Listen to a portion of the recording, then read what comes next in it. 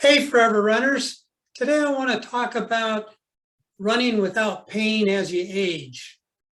As you know, as we get older, we just kind of get a little slower and stiffer and things start hurting all over. And I'm here to say it doesn't have to be that way. So in this video, I'm going to go over a couple, three things that you can change so that you no longer have to worry about running in pain. So I'm Herb the Forever Runner. I'm an ultra runner, heart attack survivor, and running coach. So I have what I call the Forever Runner Method program that's specifically made for runners in their 50s, 60s, and 70s that will allow you to run faster forever after 50. So let me explain a little bit more about this pain thing. And it all boils down to this there's no gain without pain motto that is stuck with us all of our years that we've been doing this running. It just permeates the whole fitness industry. And, you know, it's logical and it makes sense that, well, yeah, you're going to have to endure some hardship in order to get stronger and faster and all that. But the reality is you really don't have to approach it that way. And let me share you a quote from Dr. Phil Maffetone. So in this quote, Dr. Phil says, "No pain, no gain may be considered an example of herd behavior. It's quite possible that physical injuries, asthma, heart attacks are example of the biological end result of following the mindset of the masses." Now that's pretty profound. And it's basically always in the back of your head, having this mindset that you have to keep pushing in order to get stronger, faster, better looking, lose weight, whatever. But let me tell you a little bit different approach. And this is, I coach the Maffetone Method, and my Forever Runner Method follows this approach. And the first thing is, slow down. Most runners just run every day too fast. And if you've read all the thousands of articles on running, you've heard about the different zones to run in and all this. But I want to make it real simple for you. You should be doing the majority of your runs at a very, very easy pace. One that you can have a normal conversation with the person you're running with, let's say, and it feels slow to you, and you really build up your whole aerobic capacity and your conditioning by doing that. And it seems counterintuitive, but that's really what's happening when you run so slow.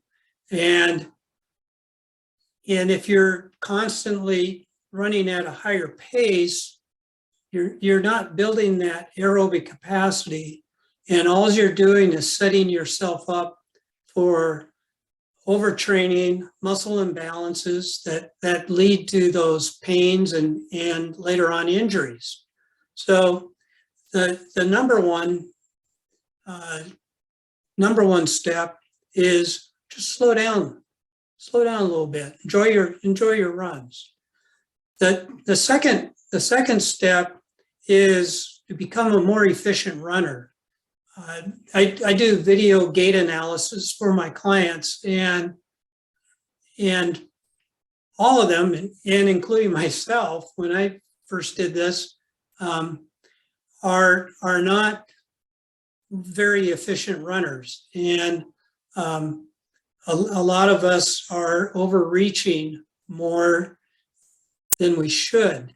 And there's a way to run that's a lot more efficient. And it's basically just taking shorter steps and landing on your forefoot with a little touch of the heel. And when you run this way, you're a lot more efficient. And if you're doing heart rate training, you'll notice that if you adopt this type of running, you'll be running faster at the same heart rate than you would be if you just kept plodding along the same way. So the second step is to take those shorter steps, and you want to up your cadence and to, like, strive for 180 steps per minute. But if you can even get close to that, will help. But just take those shorter steps while you're running slow. So that's even weirder for most of us. Now the third way to keep from running in pain all the time is don't follow some strict schedule. Now you might have downloaded a training schedule, or you saw one in a magazine or on an app that you have that tells you what to do every day. It's real important that you run more by feel than by what someone wrote down on a piece of paper for who knows who, when. And you have a general idea of how many miles you want to do during a week or on a particular day, but temper that with how you actually feel that day when you go out to run. And there's a few tools you can use. You can check your heart rate variability. You can check your waking heart rate. You can just have a small checklist for yourself on how you're actually feeling, so that you don't go out and do something stupid, too much than what you really need to do that day. So I would take any sort of written plan as a guideline, as the pirates say. It's not law. And pay attention to how you feel. And if you're doing a lot of training, what I do with my clients is every fourth week we dial everything way back for a week to kind of get a recovery week built in before we go back to the normal progression. If you're doing a lot of training and increasing your mileage to get prepared for an event. So watch that recovery. It's almost more important than the effort you put out.